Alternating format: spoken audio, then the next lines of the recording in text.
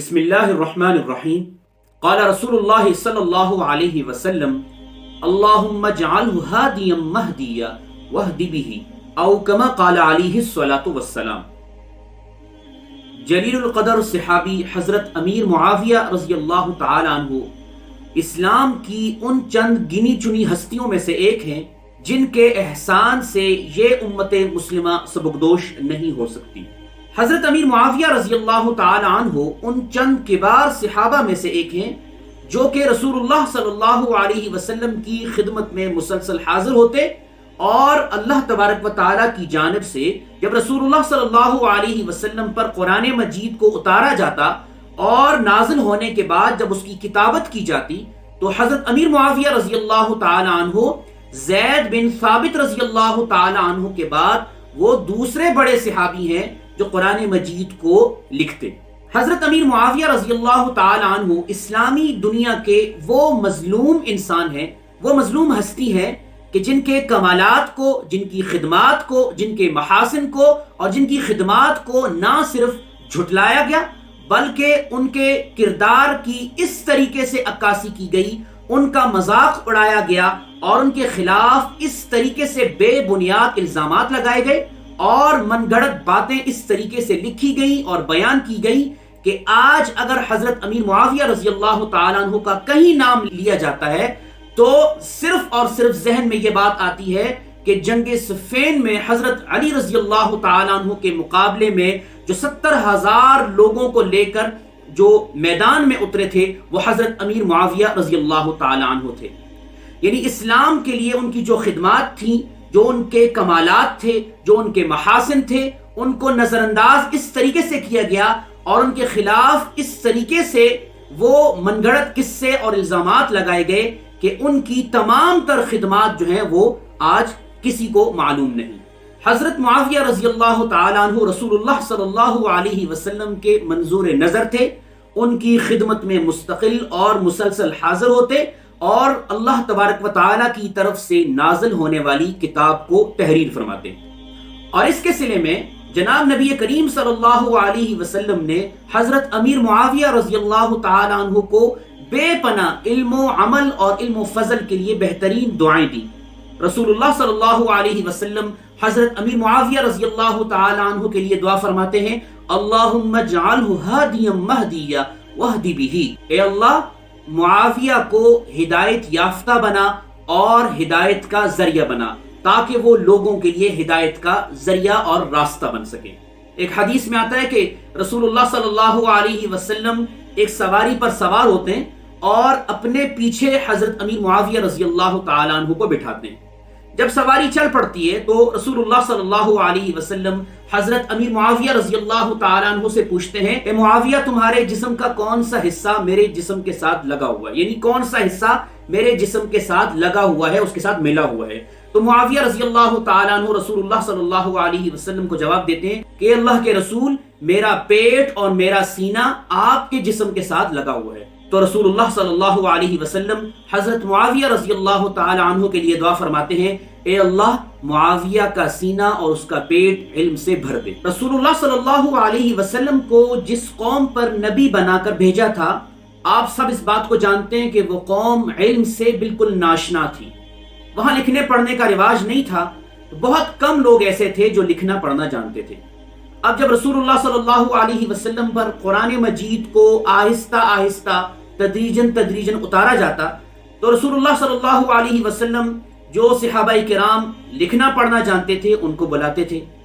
تو حضرت امیر معاویہ رضی اللہ تعالیٰ عنہ زید بن ثابت رضی اللہ تعالیٰ عنہ کے بعد وہ صحابی تھے جو قرآن مجید کو لکھا کرتے تھے اور قرآن مجید کو اور رسول اللہ صلی اللہ علیہ وسلم کے فرامین کو اور ان کے خطوط کو لکھا کرتے تھے۔ آپ اس بات کا اندازہ لگا سکتے ہیں کہ رسول اللہ صلی اللہ علیہ وسلم کے دور میں جب لوگ لکھنا پڑھنا نہیں جانتے تھے، جب لکھنے پڑھنے سے بالکل ناشنا تھے، اس وقت رسول اللہ صلی اللہ علیہ وسلم جس شخصیت پر اعتماد کر رہے ہیں، جس ہستی پر یقین رکھ رہے ہیں وہ حضرت امیر معاویہ رضی اللہ تعالیٰ عنہ ہیں کہ وہ بھی حضرت زید بن ثابت رضی اللہ تعالیٰ عنہ اور ان صحابہ کرام کے ساتھ شامل ہیں جو قرآن مجید کو لکھا کرتے تھے اور اس کو جمع کرتے تھے۔ لیکن حال تو یہ ہے کہ ان کی تمام تر خدمات کو پس پشت رکھ کر اور ان کے خلاف وہ پروپیگنڈا کیا گیا کہ اسلام کی وہ مظلوم ہستی ہے کہ جن کی تمام تر خدمات کو ہم نے جھٹلایا، اور اس پروپیگنڈے کا شکار ہو گئے کہ آج جب بھی حضرت امیر معاویہ رضی اللہ تعالیٰ عنہ کا نام کسی محفل میں، کسی مجلس میں لیا جاتا ہے تو عام انسان تو دور کی بات ہے، پڑھے لکھے سمجھدار لوگ بھی حضرت امیر معاویہ رضی اللہ تعالیٰ عنہ کے خلاف طعن و تشنیع کرنا شروع ہو جاتے ہیں، اور وہ اس طریقے سے ان کی عکاسی کرتے ہیں اور ان کے کریکٹر کو اور ان کے کردار کو بیان کرتے ہیں کہ جس طریقے سے خدا نخواستہ عام صحابی تو دور کی بات ہے، کسی شریف انسان کے لیے بھی اس طرح کی بات کرنا جو ہے وہ مناسب نہیں سمجھا جاتا۔ حضرت عمر فاروق رضی اللہ تعالیٰ عنہ جو مسلمانوں کے دوسرے خلیفہ راشد تھے اور امیر المؤمنین کی حیثیت سے انہوں نے اسلام کی جو خدمات سر انجام دی اس سے کبھی بھی انکار نہیں کیا جا سکتا۔ ان کے دور خلافت میں شام کے گورنر حضرت یزید بن ابی سفیان جو حضرت امیر معاویہ رضی اللہ تعالیٰ عنہ کے بھائی تھے، ان کا انتقال ہوا، تو انتقال کے بعد حضرت عمر فاروق رضی اللہ تعالیٰ عنہ نے حضرت امیر معاویہ رضی اللہ تعالیٰ عنہ کو شام کا گورنر مقرر کیا، اور جب تک حضرت عمر فاروق رضی اللہ تعالیٰ عنہ کی حیات تھی، جب تک وہ زندہ تھے، انہوں نے اسی طریقے سے ان کا تقرر فرمایا۔ آپ سب اس بات کو جانتے ہیں کہ عمر فاروق رضی اللہ تعالیٰ عنہ اپنے فیصلوں میں کتنے محتاط تھے، اور جب تک کسی شخص پر ان کو کامل اعتماد اور اطمینان نہ ہوتا وہ کبھی بھی اس کا تقرر نہ فرماتے تھے۔ پھر جس شخص کو وہ گورنر بناتے اس کی مکمل اور کڑی نگرانی فرماتے، اگر اس میں کسی بھی طرح کی کوئی غلطی محسوس ہوتی تو اس کو فوراً معزول کر دیا جاتا۔ لیکن حضرت امیر معاویہ رضی اللہ تعالیٰ عنہ وہ آخر تک شام کے گورنر مقرر ہوئے۔ اس بات سے اندازہ لگایا جا سکتا ہے کہ جو یقین اور اعتماد جناب نبی کریم صلی اللہ علیہ وسلم کو حضرت امیر معاویہ رضی اللہ عنہ کی ذات پر تھا، وہی اعتماد اور یقین حضرت عمر فاروق رضی اللہ تعالی عنہ کو بھی حضرت امیر معاویہ رضی اللہ عنہ کی ذات پر تھا۔ حضرت عمر فاروق رضی اللہ تعالی عنہ کے دور خلافت میں جب لوگ روم اور فارس کی سیاست کی بات کیا کرتے تھے تو عمر فاروق رضی اللہ تعالی عنہ ان لوگوں سے حضرت امیر معاویہ رضی اللہ تعالی عنہ کے بارے میں کہا کرتے تھے کہ تم روم اور فارس کی سیاست کی بات کرتے ہو، حالانکہ تمہارے اندر معاویہ موجود ہے۔ حضرت ابن عباس رضی اللہ تعالی عنہ سے ایک فقہی مسئلے کے متعلق حضرت امیر معاویہ رضی اللہ تعالی عنہ کی شکایت کی گئی تو انہوں نے جواب دیا انہو فقیہ، یقیناً معاویہ فقیہ ہیں، یعنی وہ فقہ کو سمجھنے والے ہیں۔ حضرت سعد بن ابی وقاص رضی اللہ تعالی عنہ جو عشرہ مبشرہ صحابہ میں سے ہیں جن کو رسول اللہ صلی اللہ علیہ وسلم نے دنیا میں ہی جنت کی بشارت دی ہو، حضرت سعد بن ابی وقاص رضی اللہ تعالی عنہ حضرت علی اور حضرت معاویہ رضی اللہ تعالی عنہ کے درمیان جو جنگیں ہوئی تھی وہ ان میں غیر جانبدار تھے، یعنی نہ انہوں نے حضرت علی رضی اللہ تعالی عنہ کے ساتھ شمولیت اختیار کی اور نہ ہی حضرت معاویہ رضی اللہ تعالی عنہ کے ساتھ۔ وہ حضرت امیر معاویہ رضی اللہ تعالی عنہ کے متعلق فرمایا کرتے تھے ما رأيت احدا بعد عثمان بحق من صاحب هذا الباب یعنی معاویہ، میں نے حضرت عثمان رضی اللہ تعالی عنہ کے بعد معاویہ سے بڑھ کر کسی کو حق پر فیصلہ کرنے والا نہیں پایا۔ جو شرف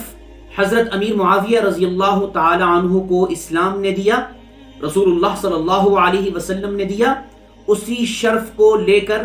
آگے خلفائے راشدین اور اجلہ صحابہ کے بعد تابعین حضرت امیر معاویہ رضی اللہ تعالی عنہ جو یقین اور اعتماد اور اطمینان حضرت امیر معاویہ رضی اللہ تعالی عنہ پر تھا، اس کے بارے میں حضرت عمر بن عبدالعزیز رحمہ اللہ کا وہ فیصلہ کہ عمر بن عبدالعزیز رحمہ اللہ نے اپنی زندگی میں اپنے دور خلافت میں کبھی کسی کو بھی کوڑے نہیں لگائے سوائے اس ایک شخص کے جس کے بارے میں یہ پتا چلا کہ اس نے حضرت امیر معاویہ رضی اللہ تعالی عنہ پر زبان درازی کی ہے، تو حضرت عمر بن عبدالعزیز رحمہ اللہ نے حکم صادر کیا کہ اسے کوڑے لگائے جائیں۔ حافظ ابن کثیر نے بیان کیا ہے کہ عبداللہ بن مبارک رحمہ اللہ جو مشہور تابعین میں سے ہیں، ان سے کسی نے حضرت امیر معاویہ رضی اللہ تعالیٰ عنہ کے متعلق سوال کیا تو وہ کہنے لگے بھلا میں اس شخص کے بارے میں کیا کہوں کہ جس نے رسول اللہ صلی اللہ علیہ وسلم کے پیچھے نماز پڑھی ہو۔ رسول اللہ صلی اللہ علیہ وسلم جب نماز کے دوران سمیع اللہ لمن حمدہ کہا ہو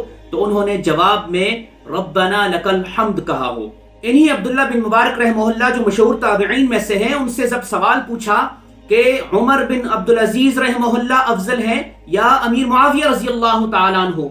تو جب انہوں نے یہ سوال سنا تو روایت میں آتا ہے کہ وہ بہت غصے میں آ گئے اور اتنے غضبناک ہوئے اور جواباً کہنے لگے کہ معاویہ کا رضی اللہ تعالی عنہ عمر بن عبدالعزیز رحمہ اللہ کے ساتھ کیا نسبت ہے، ان دونوں کا آپس میں کیا موازنہ کیا جا سکتا ہے، جبکہ معاویہ رضی اللہ تعالی عنہ نے رسول اللہ صلی اللہ علیہ وسلم کے ساتھ جہاد کیا۔ جہاد کے موقع پر وہ جس گھوڑے پر بیٹھے، گھوڑے کے کھر سے پاؤں سے جو گرد و غبار اٹھا اور وہ گرد و غبار، وہ مٹی گھوڑے کے نتھنے میں گئی، عمر بن عبدالعزیز رحمہ اللہ گھوڑے کے نتھنے میں جانے والی اس مٹی کا مقابلہ نہیں کر سکتے، کیونکہ وہ صحابی رسول ہیں۔ تو امیر معاویہ رضی اللہ تعالیٰ عنہ کی شان کے لیے یہی کافی ہے، ان کی عظمت اور ان کی جلالت اور ان کی بزرگی کے لیے یہی کافی ہے کہ وہ رسول اللہ صلی اللہ علیہ وسلم کے صحابی ہیں۔